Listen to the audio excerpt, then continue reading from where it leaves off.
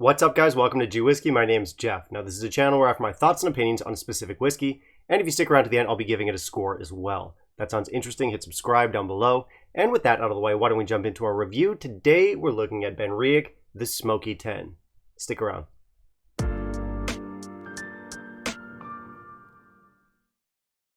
Alright, so we've got a Benriach with us today. The last time I looked at a Benriach was this guy's older brother, the Smoky 12-year-old. Now, both the 10 and the 12 came out last year in 2020 as part of Benriach's new revamped core range.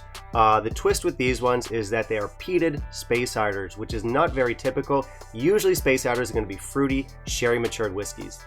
But Benriach as a distillery never really played by the rules. They were kind of an oddball distillery. They put out some really eclectic whiskeys. Their old lineups, they used to play around with stuff like peat, special wine finishes, anything they could try, they would try. Now, it does feel like they're kind of reining it in a little bit, trying to find more solid footing with their new lineup, instead of just throwing stuff at the wall to see what sticks. But to be fair, they haven't completely lost their experimental edge. Their new core range still does play around with casks a little bit. It's more than just your tried and tested bourbon and or sherry matured whiskeys. A lot of them are going to have finishes, often two. In the case of this one, we have a bourbon matured whiskey that's going to be finished in two types of casks. One is going to be Jamaican rum casks and the other virgin oak. Now, virgin oak finishes have been growing in popularity, I'd say over the last 5 or 6 years. You're seeing a lot more of them these days. What they do is they impart big vanilla flavors, big oak flavors, and they'll give you a nice thick mouthfeel in just a short amount of time. Now, rum cask finishes are going to be a little bit more risky.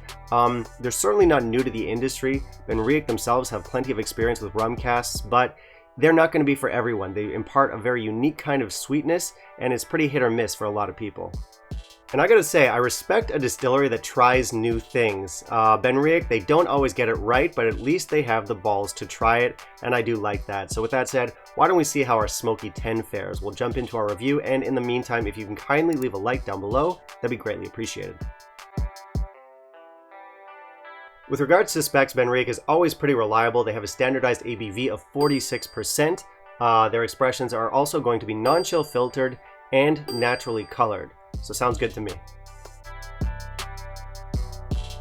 So I'll show you our natural color here. It's not a dark whiskey, but it does have some color to it. We can assume that's imparted by the virgin oak casks. Now, with regards to bottle presentation, this has been Benriach's new look. It came out last year in 2020. I do like it. I think it's a good look. It's definitely not as eclectic or interesting as those really old school bottles they used to have with all the colors and their Latin names. But I will say that the modern look is much more professional.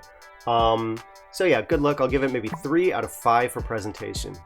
With regards to info, this is not bad. I do appreciate it when they list the kind of cask that they use in the production process. That's always kind of a cool detail to add. They don't mention anything about the chill filtration or the color here. They do mention natural color on the box. I'd like to see it on the label. Beyond that, you get some tasting notes down here. You have a little blurb on the back and not much else. Now, for the look of the bottle, I don't think it's a standout look, but it is modern, it's stylish, it's classy, it looks good on the shelf. Let's try our nose here. Honey, malt, cereal, and some peat. We've also got some white pepper in here, some hay, some salt, and maybe like some dried seaweed. I am getting a big barley note, but not malted barley, like just a field of barley. Let's try our palate.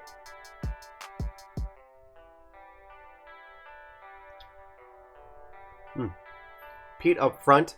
Not heavy, not light, more honey, banana cream sundae, fresh pears, white pepper, dried seaweed, and vanilla Coke. Now for our finish.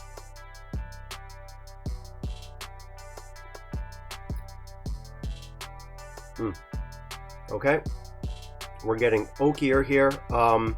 There is a resinous note, there's applewood, mesquite barbecue, sweet peat, salt, cereal, grain, and honey. The finish is medium to long. It's lingering on like smoke and more of that vanilla Coke. Now it's always kind of funny when I taste cola flavors. I always get kind of like this effervescent effect that comes with it. I'm sure that's psychological, but I am getting that here. Interesting whiskey here. Benriach, as I mentioned earlier, they're famous for playing around with casks, and this one does have several casks at work, but they don't come off as separate entities. I'm not like getting bourbon over here and virgin over here and rum over here. They're very well integrated. They're almost presented as like this big monolithic set of flavors that run throughout the experience. But just because all the flavors kind of present themselves together doesn't mean I can't pick out the individual effects of each of the casks.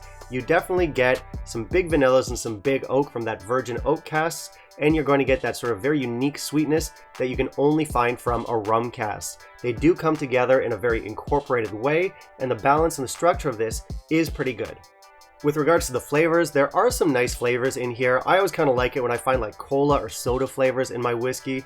Kind of interesting. I also like that applewood, smoked barbecue or mesquite barbecue, smoked hickory type flavor. I do like that angle as well. They come together nicely. I think if you like peat, you'll like this. You do have to approach it with an open mind though. This is a Speyside, and it's not going to give you that full-on maritime effect that you're probably used to from the Islay or island peated whiskeys. But before I praise it too much, I should say that for me, there's no real wow factor here. For something that's got a lot of casks at work, the end result, yeah, it is unique, but it's also kind of by the numbers. There's nothing in here that really impresses or really excites me.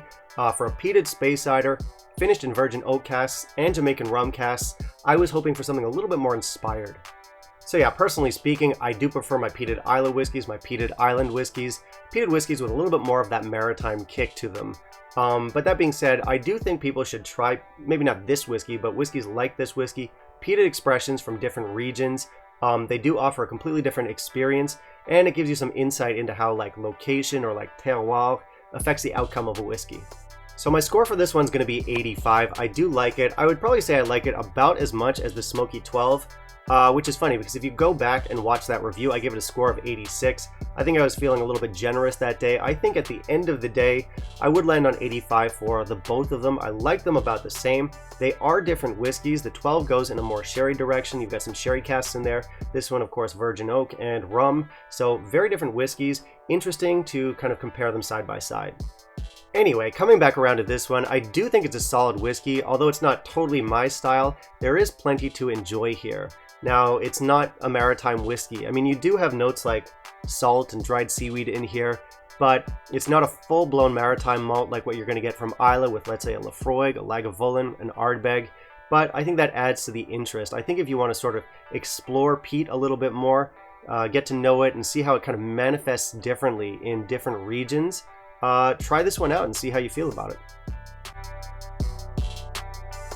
With regards to quality, I think we're getting some pretty good quality here. This one comes in at an affordable price tag. It is an entry-level price tag.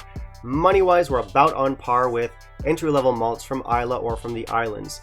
Now, I did mention earlier that I tend to prefer those whiskeys, but that is personal taste. Certainly not saying that this should be any cheaper than those. For something like this, the quality does match the price.